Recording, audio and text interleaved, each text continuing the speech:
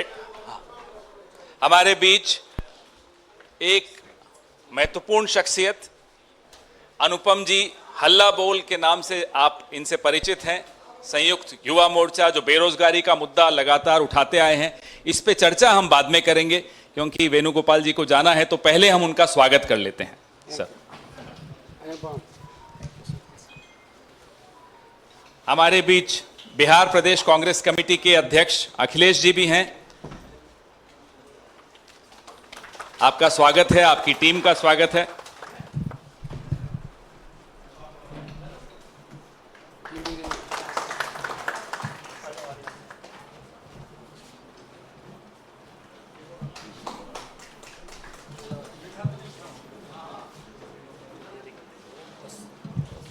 Sir, आप if you want to leave you can. Okay. We'll take forward. Okay, sir. Thank you. Thank you Venugopal जी। कुर्सी ले लीजिए।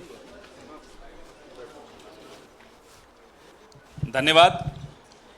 तो हम जिस मुद्दे को बार बार यहां से उठाते रहे हैं, राहुल जी अपनी भारत जोड़ो यात्रा में लगातार उठाते रहे, बेरोजगारी का मुद्दा, उस मुद्दे को लेकर हमारे साथी अनुपम जी ने 113 संगठन पूरे देश के, उनका एक मंच बनाया और उस मंच के माध्यम से इन्होंने प्रदर्शन किए, आंदोलन किए और यहां तक कि तिहाड़ जेल भी इनको डाल दिया गया क्योंकि अग्निपथ योजना के खिलाफ इन्होंने बढ़ चढ़कर, मुझे लगता है सबसे अग्रणी अगर कोई आवाज रही तो वो अनुपम जी की रही।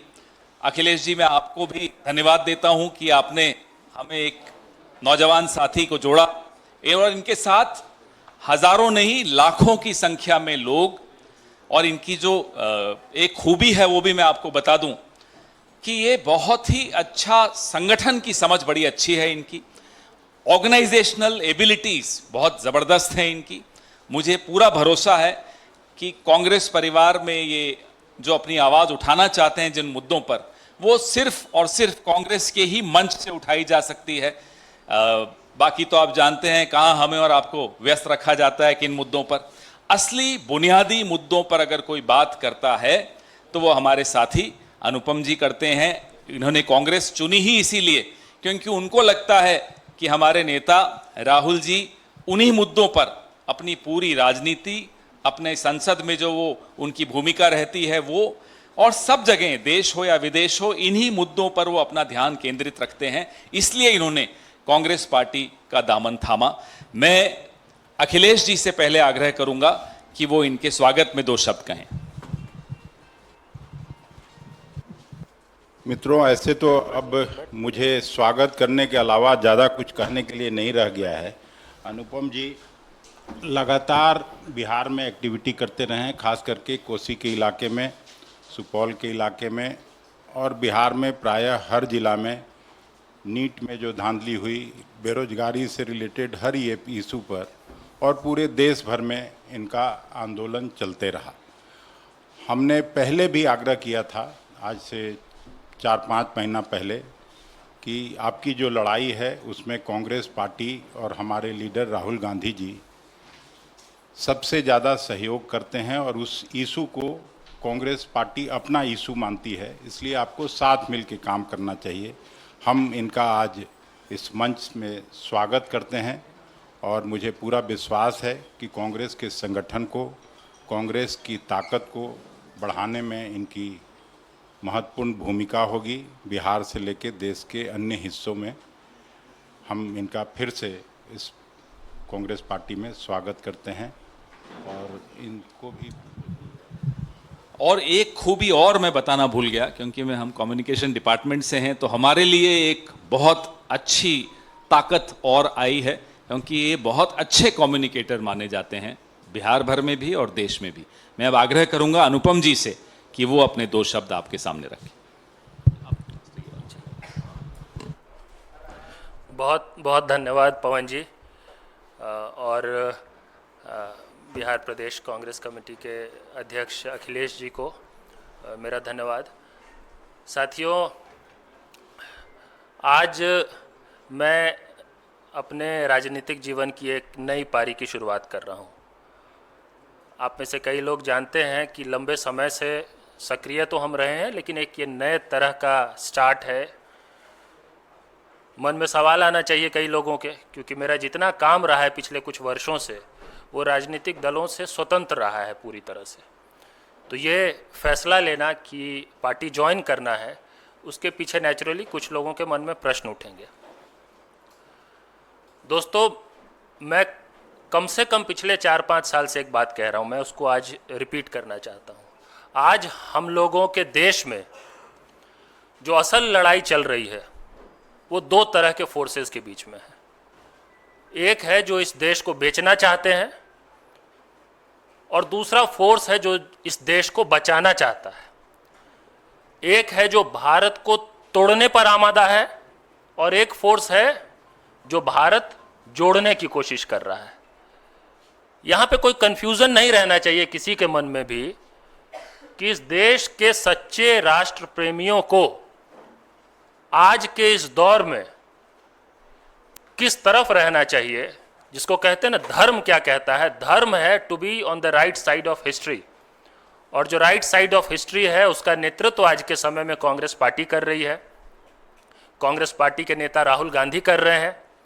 जो देश बेचने वाले लोग हैं वो मुनाफे का निजीकरण कर रहे हैं और घाटे का राष्ट्रीयकरण कर रहे हैं, जिसको हम मोडानीकरण कहते हैं। मोडानीकरण एक पैकेज है जिसमें ये दोनों बातें आ जाती है। और जो देश बचाने वाले लोग हैं उनको न्याय की बात करना पड़ेगा, और न्याय की बात सिर्फ करना नहीं, सही में कन्विक्शन के साथ जस्टिस के लिए देश में, समाज में, सड़क पर उतरने का काम करना पड़ेगा। और वो काम आसान नहीं है, उसके लिए नैतिक बल चाहिए। वो नैतिक बल आज के समय में अगर इस देश के पॉलिटिकल स्पेक्ट्रम में एक व्यक्ति किसी में अगर सबसे ज्यादा है तो वो है राहुल गांधी। इसमें कोई अतिशोक्ति नहीं है, इसको लेकर मेरे मन में कोई कंफ्यूजन नहीं है। और अगर आपके मन में सवाल हो कि क्यों कांग्रेस, तो उसका प्रमुख जवाब यही है कि हम देखिए नैतिक बल से आकर्षित होने वाले लोग हैं।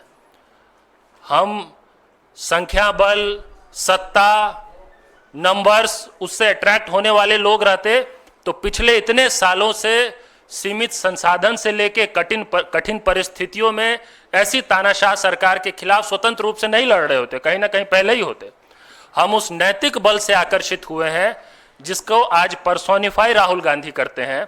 और उसी कारण से हमारे कई साथियों ने आज इस हॉल में, हमारे कई हल्ला बोल आंदोलन के लीडर्स हैं जिनको आप सब ने अलग अलग समय पे रिपोर्ट किया है। अलग अलग, जब बैंक निजीकरण का मसला हुआ था तो प्रशांत कमल को आपने बहुत रिपोर्ट किया है। उस समय उन्होंने कई ट्रेड यूनियंस को कोऑर्डिनेट किया, साथ लाया, बड़ी यात्रा की, बड़े प्रदर्शन किए। बैंकिंग रेगुलेशन अमेंडमेंट बिल वापस लेना पड़ा सरकार को, वो प्रशांत कमल आज साथ में हमारे। गोविंद मिश्रा, जिन्होंने एसएससी आंदोलन, सीसैट आंदोलन, न जाने कितने आंदोलन पिछले 4-5 साल में भर्ती नौकरियों को लेकर देश में, कम से कम उत्तर भारत और सेंट्रल इंडिया में जितने प्रोटेस्ट हुए हैं, अधिकतर में अहम भूमिका निभाने वाले लोगों में गोविंद मिश्रा रहे हैं। वो गोविंद मिश्रा भी साथ में है आज हमारे यहाँ पे। रजत यादव है, जिन्होंने अग्निपथ आंदोलन में, जो तिहाड़ जेल में रहे, मैं तो था, ये तो पवन जी ने बताया, लेकिन हमारे वो साथी जिन्होंने अहम भूमिका, भले कई लोग जो पीछे से अहम भूमिका निभाते हैं, हो सकता है चेहरा आपको हमारा दिखता है, ऐसे बहुत सारे मजबूत लोग आज कांग्रेस पार्टी का दामन थाम रहे हैं। हल्ला बोल आंदोलन की राष्ट्रीय परिषद है, उस राष्ट्रीय परिषद में सर्वसम्मति से यह फैसला लिया गया। कईयों के मन में यह भी होगा कि इतनी बड़ी टीम है, टीम में टूट हो गई होगी, पार्टी के साथ जा रहे, कोई टूट नहीं हुई है। पूरी टीम सर्वसम्मति से, मैं जो बात कह रहा हूं वो एक व्यक्ति की बात नहीं कह रहा हूं, हम पूरे आंदोलन के बिहाफ पे कलेक्टिव ओपिनियन आपके सामने मैं रख रहा हूं। हम सब मिलजुल कर आने वाले समय में पूरे देश में कांग्रेस पार्टी और राहुल गांधी जिस लड़ाई को आगे ले जा रहे हैं उसको अंजाम तक ले जाएंगे। और हमें ये अवसर देने के लिए, ये तो हमारी इच्छा थी कि हम ले जाना चाहते हैं, लेकिन ये हमें अवसर देने के लिए, ये मंच देने के लिए अखिलेश जी का, पवन जी का तो मैंने धन्यवाद किया ही। इसके अलावा मैं कांग्रेस पार्टी के राष्ट्रीय अध्यक्ष आदरणीय मल्लिकार्जुन खड़गे साहब का धन्यवाद करना चाहता हूं। संगठन महासचिव वेणुगोपाल जी अभी थे, उनका धन्यवाद करना चाहता हूं, जिन लोगों ने इस पूरी प्रक्रिया में कई राउंड बातचीत के जरिए, उन सब चर्चाओं के जरिए हमें अवसर दिया, मौका दिया कि हम आज बिना कन्फ्यूजन के आपके सामने बैठ के आगे इस लड़ाई को पूरे कन्विक्शन, पूरे डिटर्मिनेशन के साथ आगे बढ़ाएंगे और हम अपने इस देश को, समाज को, देश के लोकतंत्र को और देश की अर्थव्यवस्था को इन तानाशाही लोगों के चंगुल से बाहर निकाल के जिस राष्ट्रवाद की अवधारणा कांग्रेस पार्टी ने दिया था, जो सही में भारतीय राष्ट्रवाद है, उस भारतीय राष्ट्रवाद को आगे ले जाते हुए देश की राजनीति में हम सब अपना अपना योगदान निभाएंगे। आपका बहुत बहुत धन्यवाद, बहुत बहुत शुक्रिया। धन्यवाद अनुपम जी। राहुल जी के लिए दो लाइनें हैं कि जिनके होंठों पे हंसी और पाँव में छाले होंगे, हाँ वही लोग तेरे चाहने वाले होंगे। ये इनके लिए मैं इसलिए कह रहा हूँ, ये भी पैदल चले, बिहार भर में पैदल चले, उन मुद्दों पर पैदल चले जिन मुद्दों को कांग्रेस पार्टी लगातार राष्ट्रीय मंच से उठा रही है। इसलिए ये लाइन भी इनके लिए बतानी ज़रूरी थी। ये बात इनकी ज़िंदगी की बहुत महत्वपूर्ण बात है। इस तरह पैदल चलना, हम सब जो राहुल जी के साथ संघर्ष करते हुए थोड़ा चले और फिर रुक गए, हमें मालूम है वो कितना बड़ा संघर्ष किया। तो आपका फिर से स्वागत है अनुपम जी। अब आपके 5 सवाल हम ले सकेंगे, फिर जाना है अखिलेश जी को भी कहीं, तो सवाल जो भी हों आपके शुरू कीजिए।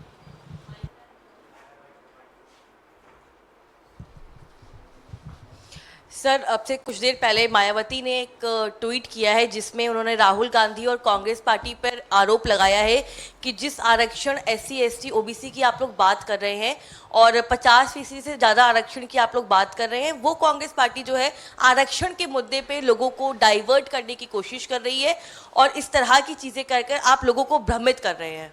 कैसे भ्रमित कर रहे हैं? हम तो चुनौती सबको दे रहे हैं। इस देश की राजनीति में जो भी सक्रिय है, जिस भी पार्टी में है, बताइए क्या 50% की सीमा आरक्षण की आप समाप्त करने के हक में हैं या नहीं हैं? हैं तो आइए हमारे साथ मजबूत कीजिए हमारी इस मांग को। नेक्स्ट।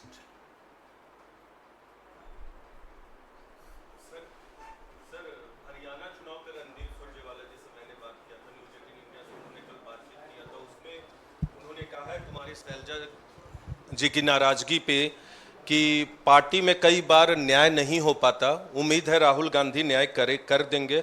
और इसके अलावा मुख्यमंत्री को लेकर वहां उन्होंने कहा है कि उनकी भी आशा है, उम्मीद है कि वो और कुमारी सैलजा राज्य का नेतृत्व करें, फैसला पार्टी को करना। देखिए, ये हर पार्टी में हर व्यक्ति को अपनी महत्वाकांक्षा के बारे में चर्चा करने की पूरी आज़ादी है, उसमें कोई गलत बात नहीं। मैं जो यहाँ बैठा हूँ अपनी महत्वाकांक्षा लेकर बैठा हूँ, अखिलेश जी यहाँ बैठे हैं, उनकी भी महत्वाकांक्षा है, अनुपम जी की भी पूरी उम्मीद है मुझे कुछ महत्वाकांक्षा होगी, तो उसमें क्या गलत है? इसमें विवाद तो कहीं है नहीं। हमारे यहाँ एक प्रक्रिया बड़ी स्पष्ट है। एक विधायक दल की बैठक होती है, विधायक दल चर्चा करता है, अपनी अनुशंसा वो केंद्रीय नेतृत्व को अवगत कराता है अपनी अनुशंसा से, और उसके बाद केंद्रीय नेतृत्व उस पर निर्णय लेता है। देयर इज नो कन्फ्यूजन, और कोई कन्फ्यूजन की कोई स्थान भी नहीं है। भारतीय जनता पार्टी अगर इसी उम्मीद पर बैठी है कि हमारे यहाँ कुछ कन्फ्यूजन है इसलिए उनको कुछ मिल जाए, तो उनको कहिए दूर दूर तक कोई उम्मीद नहीं रखें। सर, कुमारी सैलजा जी के साथ न्याय नहीं हुआ, राहुल गांधी से न्याय की उम्मीद। मैंने आपको जैसा कहा, बीजेपी अगर इस उम्मीद में बैठी है तो वो इस उम्मीद को छोड़ दे। हम भारी बहुमत से हरियाणा जीतने जा रहे हैं, और इस पार्टी में मैं अपने अनुभव से कह सकता हूं, निजी अनुभव से कह सकता हूं, अखिलेश जी भी कह सकते हैं, हम सब कह सकते हैं, हमारे साथ देर से हो जल्दी हो न्याय जरूर होता है इस पार्टी में, और किसी पार्टी में ऐसा न्याय नहीं हो सकता जैसा हमारी पार्टी में होता है। सर, गृह मंत्री अमित शाह का एक बयान सामने आया है। कल हरियाणा में जब वो एक जनसभा को संबोधित कर रहे थे, उन्होंने कहा कांग्रेस को कटाक्ष करते हुए कि कांग्रेस कह रही थी कि जो आतंकवादी जेल में है, पत्थरबाज जेल में है, हम उन्हें छोड़ देंगे। लेकिन मैं कहना चाहता हूं, जब तक भाजपा में एक एक व्यक्ति में जान है, आतंकवाद को पंजाब और हरियाणा कश्मीर में पनपने नहीं देंगे। किस किस को उन्होंने ब्रांड एम्बेसडर बनाया जब ये 2014 के बाद सरकार में आए पीडीपी के साथ मिलकर? तो आसिया अंद्राबी एक नाम तो मैं अभी बता देता हूं। ये हमने कहां कहा है, पहले ये दिखा दें। गृह मंत्री झूठ बोले, इस देश का गृह मंत्री, तो पहले तो अचंभा होता था, अब नहीं होता, क्योंकि उनके जो बॉस हैं प्रधानमंत्री वो कम झूठ बोलते हैं। इसलिए इनके झूठ पर अब हम अपना समय व्यर्थ करें, बेकार करें, कोई लाभ नहीं है। देश जानता है, जब मुंह खोलते हैं मोदी जी और अमित शाह जी सच ढूंढना पड़ता है, मिलता नहीं है।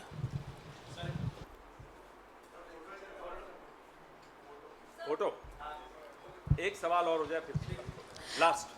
Sir, what happened in Badlapur, the two minor girls who were being sexually assaulted, now encounter has taken place of the accused. Politics has also started. BJP is saying that there was a concern and that's the reason why protests were happening. But it is the India Alliance parties who are trying to safeguard the rapists, and now finally the justice has been done. Well, there are a lot of claims and counterclaims that are being made on this particular issue. And let's wait for the dust to settle down. Let's wait for all the details to come out in public domain, and only then we'd like to comment on this.